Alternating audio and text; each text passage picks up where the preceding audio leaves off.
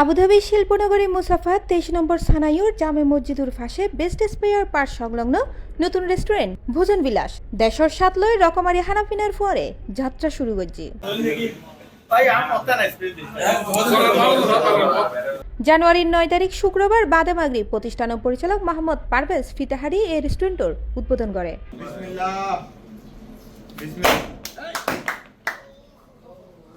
উক্ত অনুষ্ঠানত উপস্থিত আছেন প্রতিষ্ঠানের অপর পার্টনার আব্দুল হালিম ও মোহাম্মদ সোহেল, ব্যবসায়ী জহিরুল ইসলাম, ব্যবসায়ী জসিমউদ্দিন, মোহাম্মদ বেলাল, নুরুল ইসলাম, মোহাম্মদ লুকমান এবং সাংবাদিক এম আব্দুল মান্নান সহ আরো বহুত কেউ। বহুদিন পর আর এখন রেস্টুরেন্ট চালু করছি সিটাগর 23 নম্বর মুসাফা ভোজন বিলাস রেস্টুরেন্ট।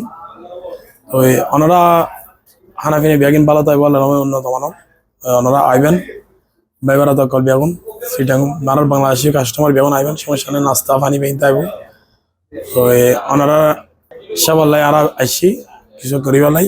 উক্ত উদ্বোধনী অনুষ্ঠানত অতিথি হলে প্রতিষ্ঠানের সফলতা কামনা করে এবং বিয়াগুনুরে দেশীয় সাদর রহমারি হানাফিনে সুলভে গ্রহণ করিবের আহ্বান জানায়। সংযুক্ত আরব আমিরাতের আবুধাবি শহরের মুসাফা 23 নম্বরে ভোজন বিলাস আপনারা এখানে পাবেন। আমি সকল প্রবাসীদেরকে অনুরোধ করব, আপনারা এখানে পাবেন ঘরোয়া পরিবেশের সকল ধরনের নাস্তা খাবার দাবার।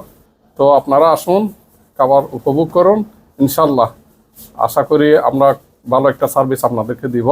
আর এটা নলা বাংলা হানা মেজান তেহেরি ফাইয়া বিরিয়ানি সবসময় চাই ওনারা ভালো সার্ভিস দিবেলা, ভালো এখন হানা উপহার দিবেলাই ওনারা বেগুন আজীবন দিয়ে আশেপাশে সব চট্টগ্রামের বাইরা যারা শ্রমিক বাইরে আছেন আপনারা সুলভ মূল্যে এখান থেকে খাওয়া দাওয়া করতে পারবেন পেট ভরে।